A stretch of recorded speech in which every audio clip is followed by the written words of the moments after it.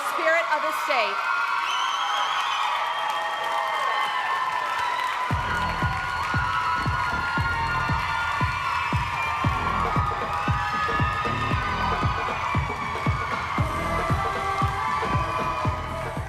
Vivian Zhong. Vivian, how are you? Nice meeting you. I'm great. I'm so happy to be here. Thank you so much for inviting me. Thank you. What everybody would like to know is, who is Vivian Zhong? I'm a first-generation Asian American who was born and raised in Michigan, and I'm so proud to be the new Miss Michigan 2021, also representing the Asian community as well. I am a piano player by trade and also an incoming medical student, and so I'm very excited to be serving the state and representing the state at Miss America this year. Thank you so much for joining us today. Of course. You just won title. Which qualities do you think it would take to wear a Miss Michigan crown and will help compete in the Miss America pageant? I know you are going to. Yes. Mm-hmm. So one of the most important things that actually got me here is my perseverance.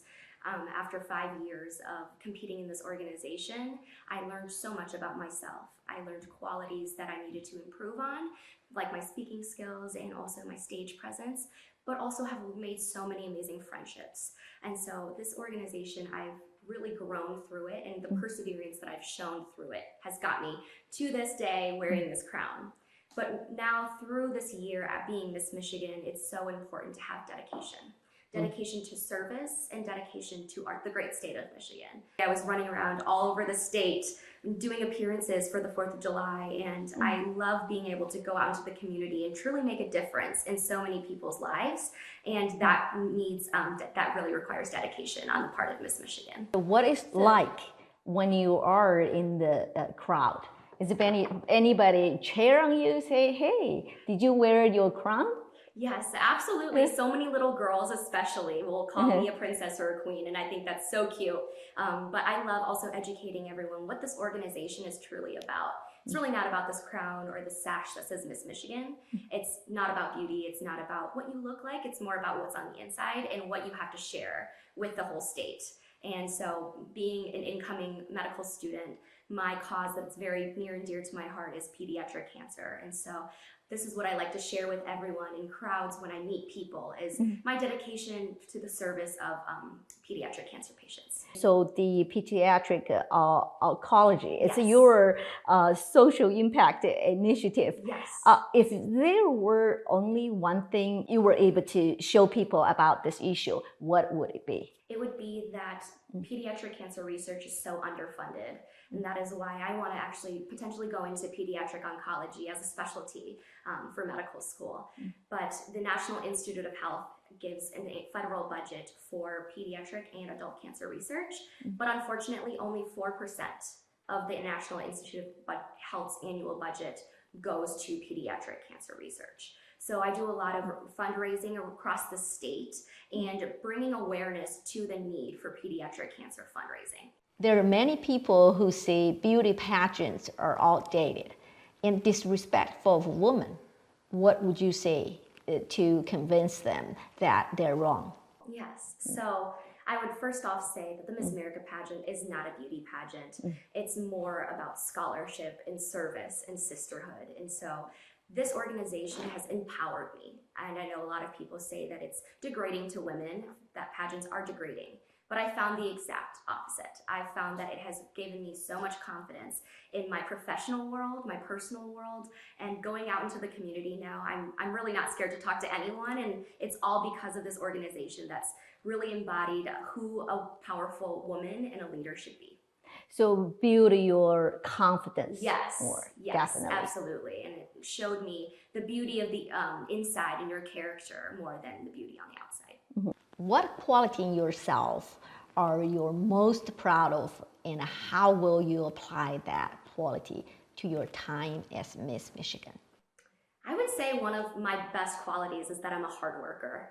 I do not stop until I reach smart. my goals. And smart. I find you're extremely smart. Thank you. Thank you very much. But this year I'm going to be taking on 2 full-time jobs, Miss Michigan and being a first-year medical student. And so that will entail a lot of hard work, dedication, and I will make sure that I make Michigan proud, but also make sure that my grades are doing well and succeeding for my future goals as well. Being the kid of immigrants, you grew up in two cultures. How did this help mold you? Do you think it gave you a unique perspective on life? Absolutely. It really taught me to understand other people. It showed me that everyone is going through something different and we don't always understand other cultures. And because of that, I've been embracing other people of other backgrounds and truly made it my mission to have everyone feel like they're a true family, because we are truly all in this together and we are all human beings at the end of the day, and we need to come together and be more kind to one another. If you had a chance to discuss a social issue with world leaders, what would it be and why? Well, I know a social issue that's very close to my heart that I know I would talk to our current president about is the healthcare. As a future physician, it's something that's so near and dear to my heart, and I want to make sure that every American citizen has the right to be able to seek out the medical care that they need. And that is something that is so close to me and I am very passionate about. And if I had the chance to, that's something I would definitely address. From your answer, I see a future leader. How to advise the younger generation, let them to be into politics? Yes. I think that starts with leadership positions at a very young age. I became involved in leadership when I was in 5th grade as class president, and that showed me that I wanted to help people, be communicative with people, and also just connect with other people. And I continued throughout high school and college. At University of Michigan, I was on the LSNA, which was my college, the health committee member. So I was able to communicate with my community, connect them with students and their needs, and really engage in that type of organizational leadership.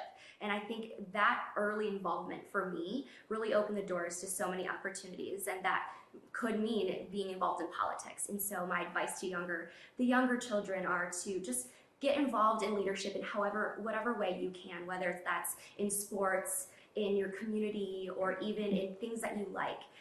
Just being able to get out there, practice speaking, communicating with people, and then it will just open so many doors for you later on in life to become involved in things like politics. You're gonna become a doctor. Yes. So what is the most important thing you want to do when you become doctor?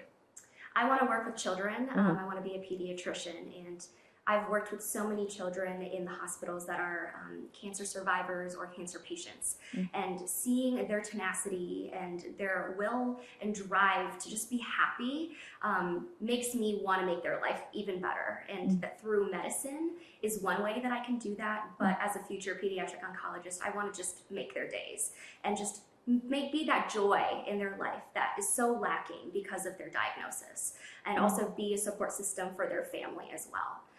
So truly being able to touch all of those lives, not only with medicine, but just with communication as well. Has the recent Stop Asian Hate moment made any impact on your life?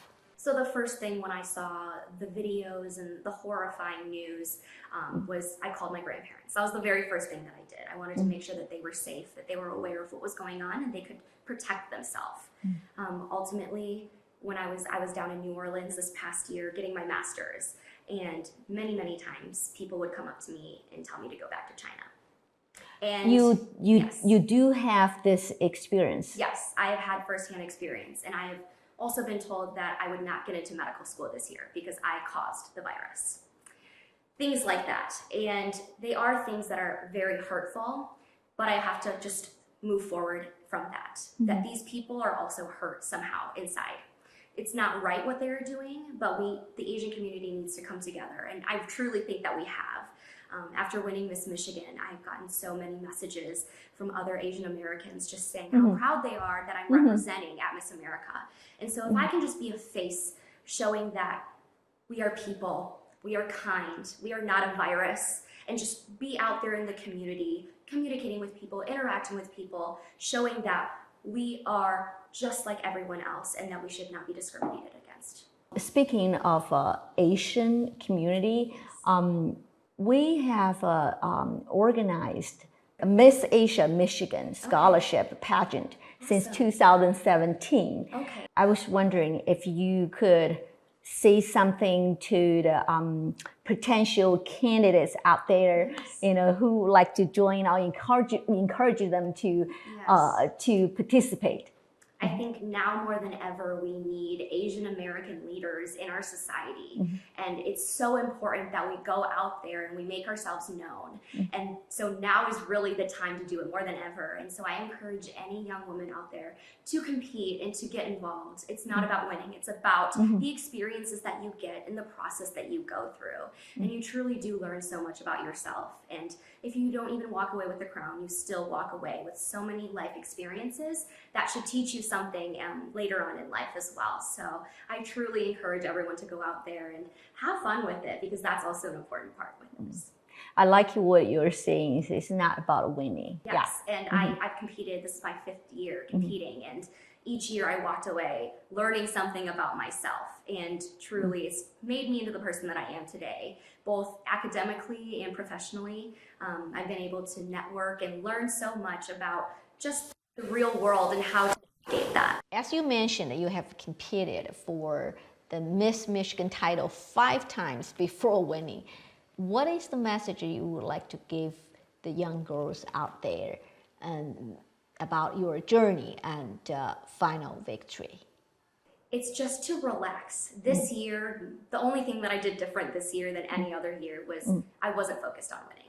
I was focused about having fun, making friends, being there in the experience, and just making my local title proud. That was truly the only thing. Every other year I went into it with the only goal of winning, and that's not beneficial for anyone. And so this year I was able truly to open up during the interview, be myself, and just have so much fun on stage. And I think the judges saw that. And that's ultimately why I won this title. And also your talent. Yes. You play piano so well, and give the audience a little bit insight. Yes. When you started learning this, and what scale, at what level you are right now. So I started when I was 3 years old. I actually begged my mom for a piano and ultimately stuck with it until about the first year of college. Honestly, it is a passion of mine, and I love playing for children, but I don't compete anymore at the piano competitions that I used to when I was younger. Finally, is there anything you would like the viewers to know that I have not asked? So at competing at Miss Michigan, I was the shortest girl there, and I was the only Asian girl that was competing. So I really was trying to represent my community, my background, and wasn't really expecting anything from it. There were so many gorgeous girls there, but ultimately what the judges are looking for, it's not about outward appearance at all. We actually got rid of the swimsuit competition a few years ago, trying to get away from the appearance and the beauty pageant aspects of pageantry. But I learned so much about myself through this process, and to love myself. And I think that's even more important, to truly love the body that you're in. I've learned also how to be healthy rather than to be skinny, to have like a good workout routine, eat healthy, and just have a good lifestyle, because that's ultimately what's going to shine through for your appearance. Is if you feel good on the inside, everyone will be able to tell.